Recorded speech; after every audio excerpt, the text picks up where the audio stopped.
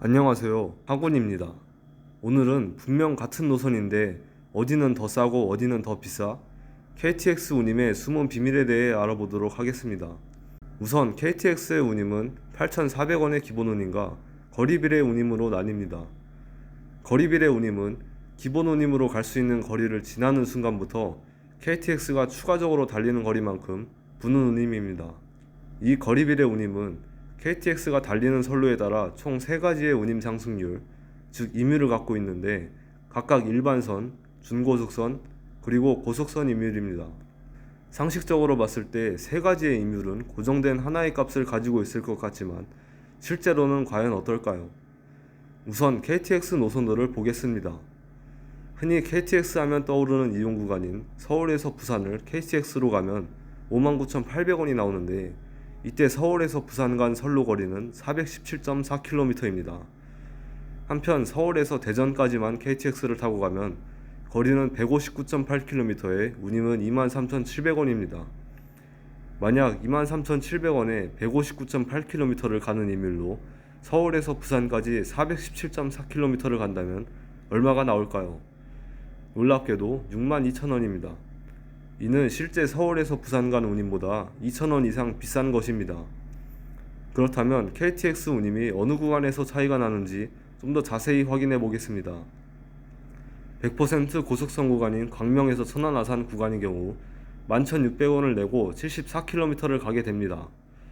하지만 동대구에서 울산 구간은 1,900원을 내고 78km를 갈 수 있습니다. 더 적은 운임을 내고 더 먼 거리를 가는 것입니다.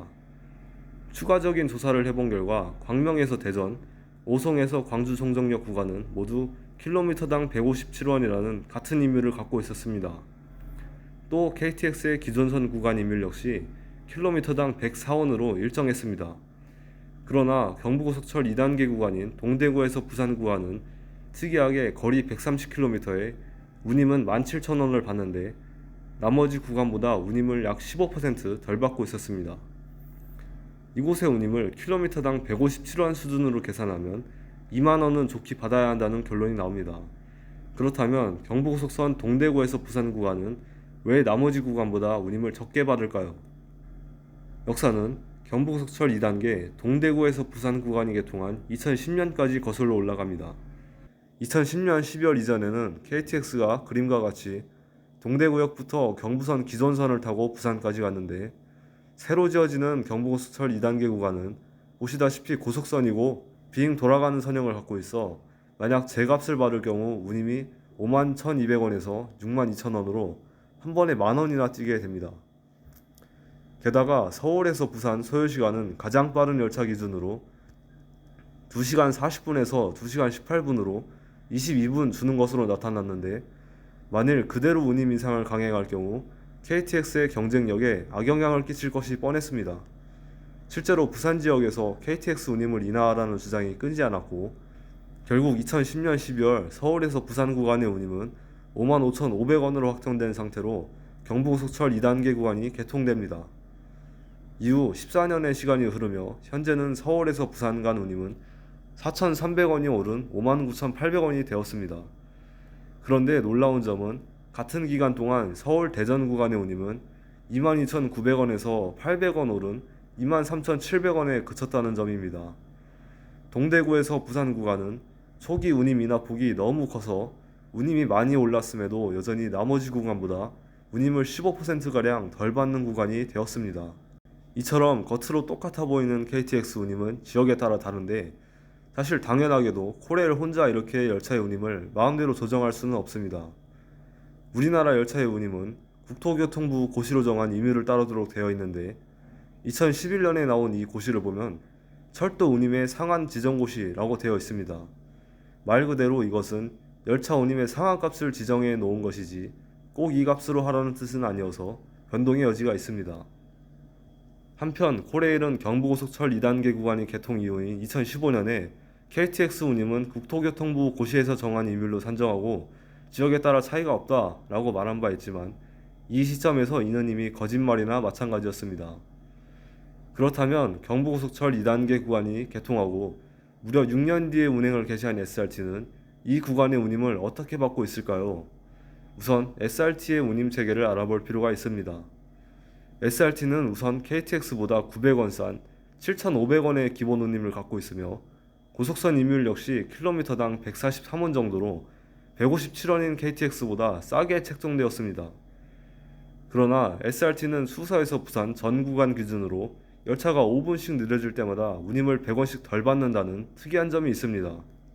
이렇게 된다면 기본적으로 SRT의 운임이 매우 싸져서 경부고속철 2단계 구간의 운임을 굳이 내릴 필요가 없어 보이기도 하지만 이 그래프를 보시면 동대구역부터 운임이 약간씩 싸지는 것을 볼 수 있습니다.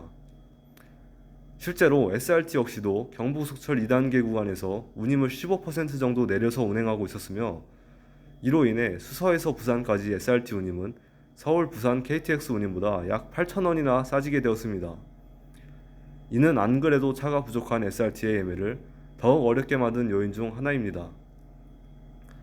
이처럼 동대구에서 부산 구간의 운임이 비정상적으로 싸게 됨으로써 경부고속철도의 이용객은 늘어났을 수 있겠으나 의외로 이로 인해 이용객 수 감소를 걱정해야 할 또 다른 KTX 노선이 있는데 이는 올해 개통하는 중앙선 KTX입니다.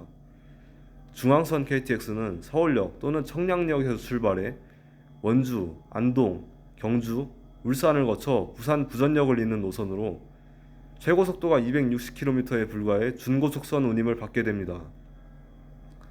현재 KTX의 준고속선 운임은 킬로미터당 141원 수준으로 향후 중앙선에도 이 운임이 적용된다고 보면 되겠습니다. 중앙선 KTX의 청량리 안동 구간의 운임은 23,300원으로 서울에서 대전 구간이 23,700원임을 감안하면 꽤 싼 거 아니야 라는 생각이 드실 수도 있습니다. 하지만 중앙선 KTX는 아직 증속 사업이 완료되지 못해 현재는 일반선 운임을 받고 있습니다. 그런데 올 연말 중앙선 KTX가 완전히 개통하면 무려 청량리에서 태화강까지의 372km 구간이 준고속선 운임을 받을 것으로 예상되고 있습니다. 이를 토대로 청량리에서 부전 전 구간의 운임을 계산해보면 59,300원이 나오게 됩니다. 이러면 중앙선 KTX는 59,800원인 경부고속선 KTX와 운임차가 거의 안 나게 됩니다. 심지어 중앙선 KTX가 서울역에서 출발하면 서울에서 부산 간 운임은 62,000원으로 경부고속선보다 시간이 더 걸리는 중앙선 KTX가 오히려 더 비싸지게 됩니다. 이렇게 된다면 이제 중요한 것은 중앙선 KTX가 얼마나 빠르냐이지만 현재 부산 부전역에서 울산 태화강역까지 가장 빠른 열차로도 59분이 걸린다는 점을 봤을 때 중앙선 KTX가 이 지역 사람들에게 느리고 비싸다라는 인식을 피하기는 어려워 보입니다. 중앙선 KTX가 제값을 받을지 아니면 14년 전 그랬던 것처럼 운임을 살짝 내릴지는 중앙선 KTX가 개통하는 12월이 되어서야 알게 될 것입니다. 마지막으로 아직 개통되지는 않았지만 향후 고속선임에도 운임 조정이 예상되는 구간에 대해 설명해 보고자 합니다. 이는 바로 호남고속철 2단계, 우리에게 무한드리프트로 잘 알려진 구간입니다. 호남고속철 2단계 구간은 당초 광주 송정에서 목포를 거의 직선으로 이을 예정이었으나 정치적 이유로 인해 노선이 무안공항 쪽으로 크게 휘었습니다. 만약 이 구간이 개통한다면 고속선을 달리는 것이기에 운임 인상이 예상되지만 정작 줄어드는 시간은 겨우 2분으로 예상돼 운임 인상을 그대로 강행하기가 쉽지 않아 보입니다. 결국 운임을 인하하면 새로 건설될 고속선을 유지, 보수하는 데 투입될 재원이 감소할 것이고 이는 큰 경제적 손실로 이어지게 될 것입니다. 노선을 함부로 휘게 만든 결과죠. 2022년 기준 고속철도 이용객은 9천만 명을 넘겼습니다. 하루에만 25만 명이 이용하는 우리나라의 고속철도는 그 이용객 수만큼이나 많은 관심을 받고 있고 그것은 고속철 운임도 마찬가지입니다. 그러나 열차 운임에는 코레일과 SR이 알려주지 않는 뒷이야기가 숨어 있었습니다. 예전에는 코레일 홈페이지에 들어가면 KTX, 새마을호, 무궁화호의 임유를 나타낸 표가 있었으나 홈페이지가 개편되면서 현재는 없어져 버렸습니다. KTX의 운임이 지역마다 다르다는 것을 인식해서일까요? 우리는 오늘 KTX 운임의 실체를 알게 되었습니다. 그렇다면 여기서 또 한 가지 의문이 듭니다. 과연 무궁화호 운임은 똑같을까라고요. 다음 영상에서는 무궁화호 운임의 숨은 비밀을 다루어 보겠습니다. 시청해주셔서 감사합니다. 나가시기 전에 이 내용을 더 많은 사람들이 알 수 있도록 좋아요 한 번씩만 부탁드리겠습니다.